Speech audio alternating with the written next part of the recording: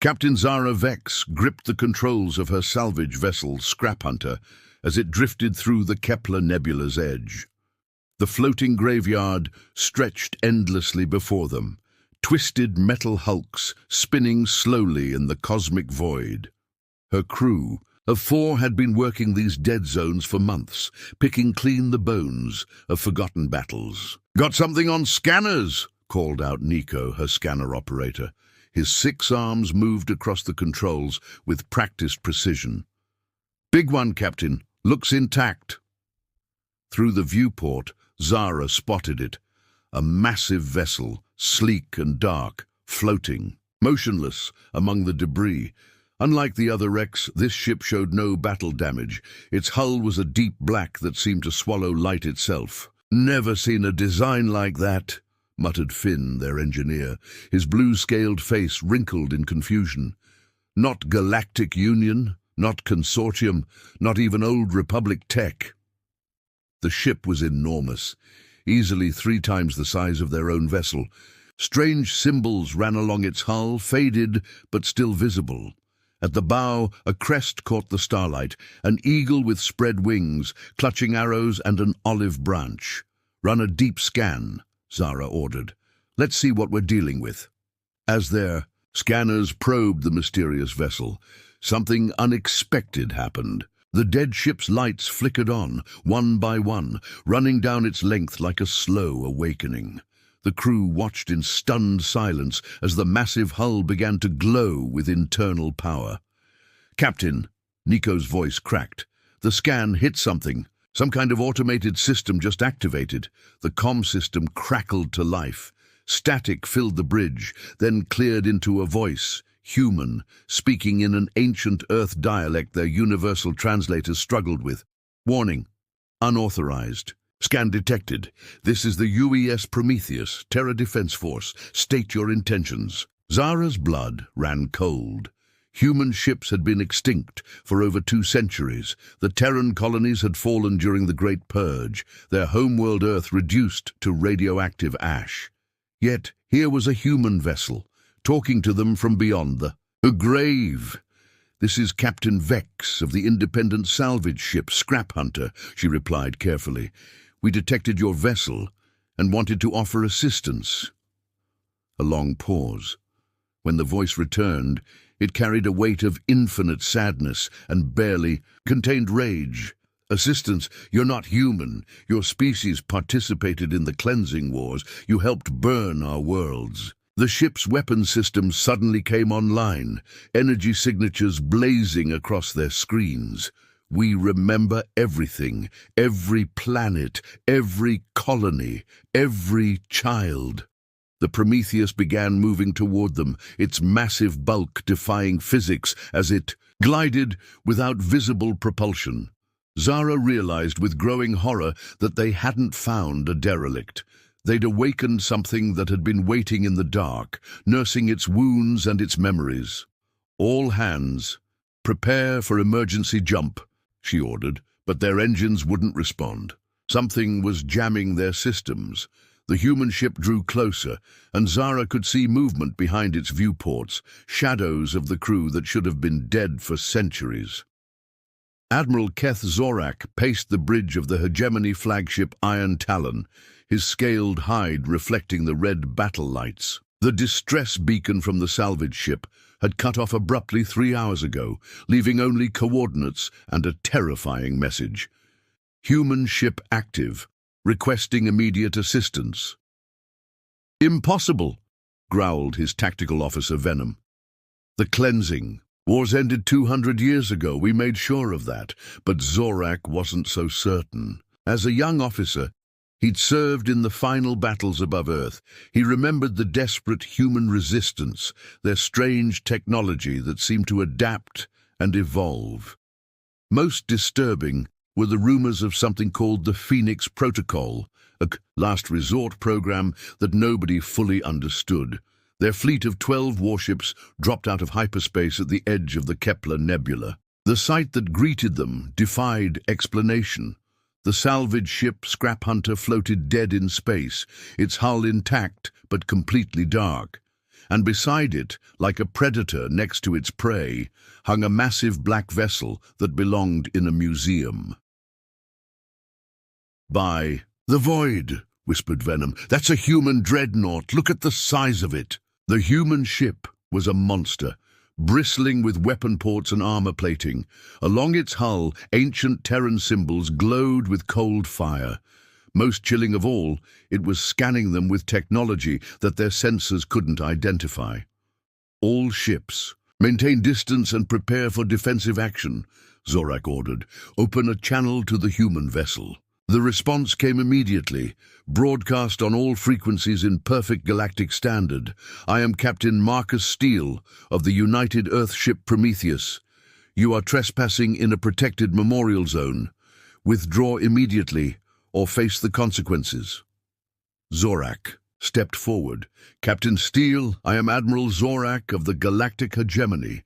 Your species was declared extinct following the Cleansing Wars. How is this possible?" A bitter laugh echoed through the comm. "Extinct? No, Admiral, we were sleeping, waiting. The Phoenix Protocol ensured that someone would remember. Someone would survive to tell the truth about what you did to our worlds." The human ship's weapon systems came online, energy readings that made no sense appearing on their screens. The technology was unlike anything in their databases, older than their own, yet somehow more advanced. "Your people participated in the destruction of 37 human colonies," Steele continued. 4 billion innocent lives, men, women, children, all burned because you feared what we might become. Zorak felt a chill run down his spine. The official history claimed the humans had started the war, that they'd been planning to conquer the galaxy. But looking at this lone vessel, ancient and alone, he began to wonder if they'd been told the truth. "That was war," he said finally. "Both sides committed atrocities." Atrocities?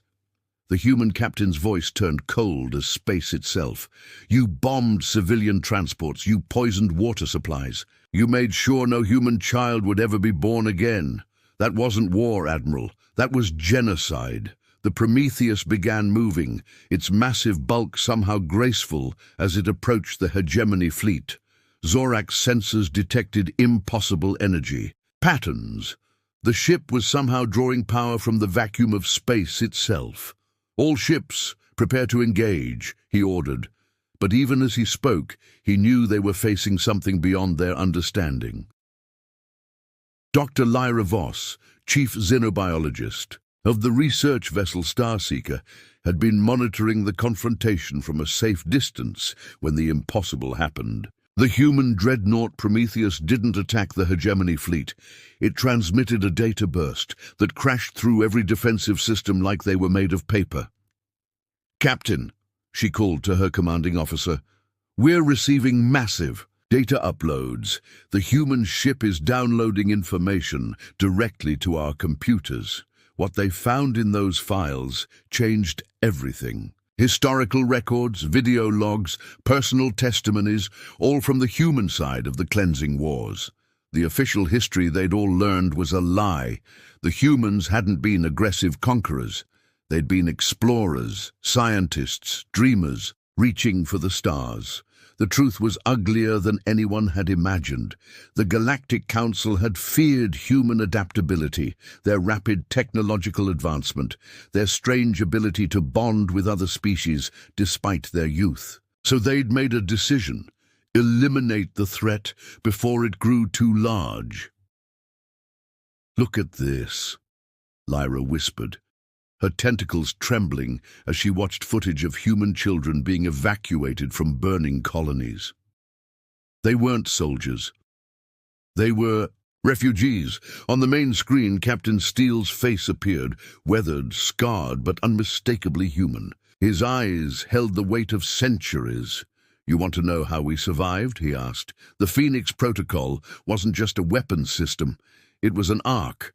We uploaded the consciousness of our dead, stored our memories in quantum cores, and waited. We've been drifting through space for 200 years, watching, learning, remembering." The camera panned across the Prometheus's bridge, revealing the crew. They moved with purpose, but there was something not quite right about them.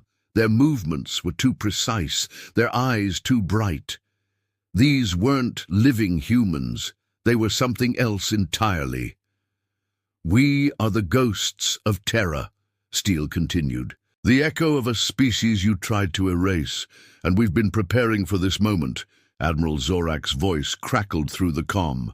"What do you want, Captain? Revenge. The war is over. Our generation had nothing to do with your generation. Inherited the spoils." Steele cut him off. "You live on worlds that should have been ours. You use technology built on the foundations of our research. You've forgotten us so completely that you can't even recognize our ships. Around the human vessel, space itself began to distort.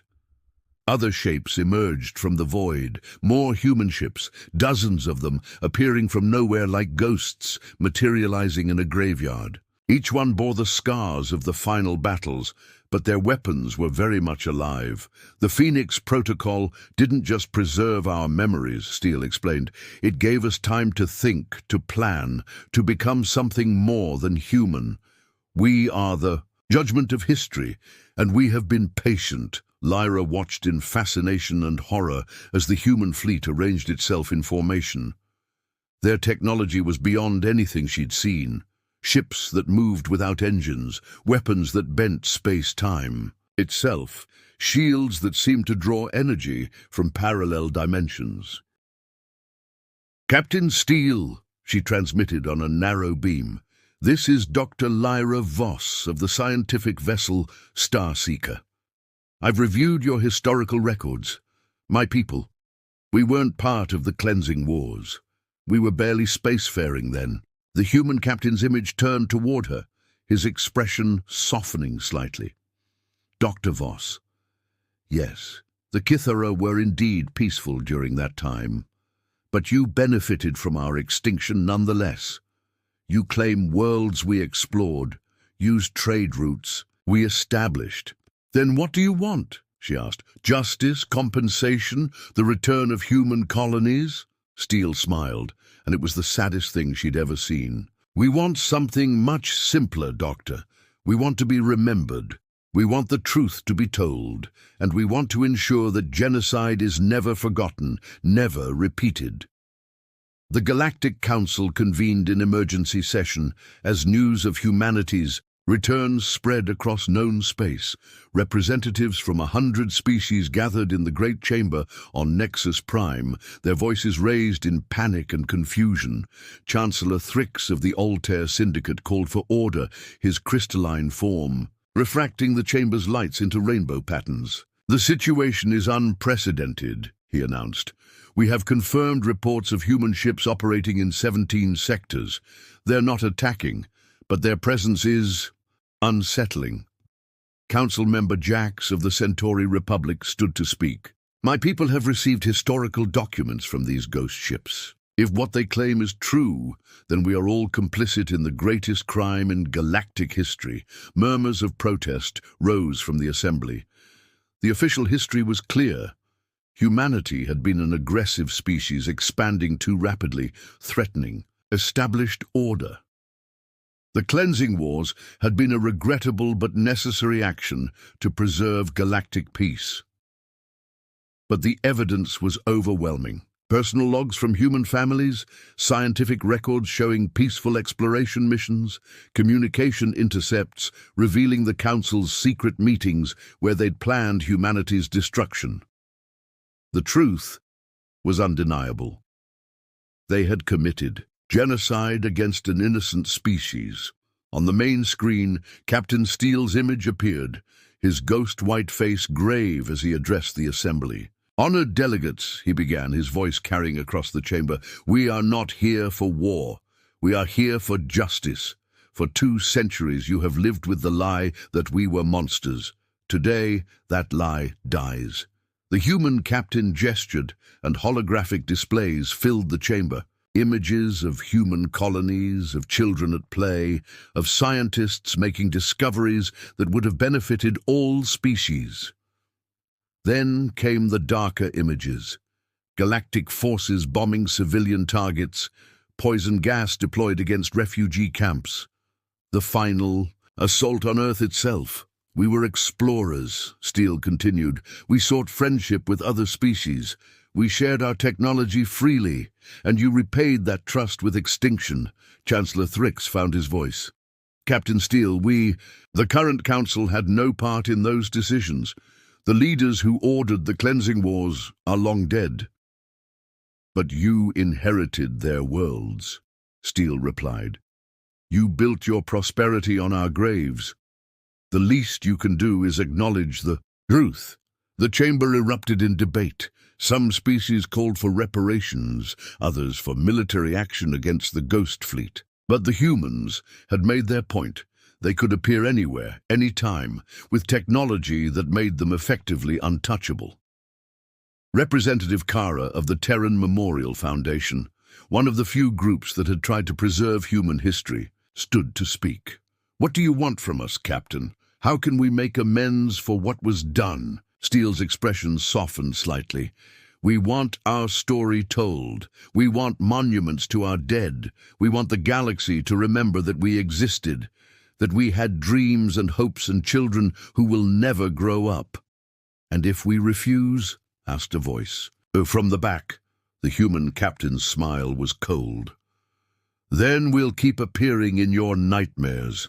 We'll keep showing you what you chose to forget. We are the ghosts of terror, and we have all the time in the universe. Around the chamber, delegates began to realize the true horror of their situation. They weren't facing an army or an invasion.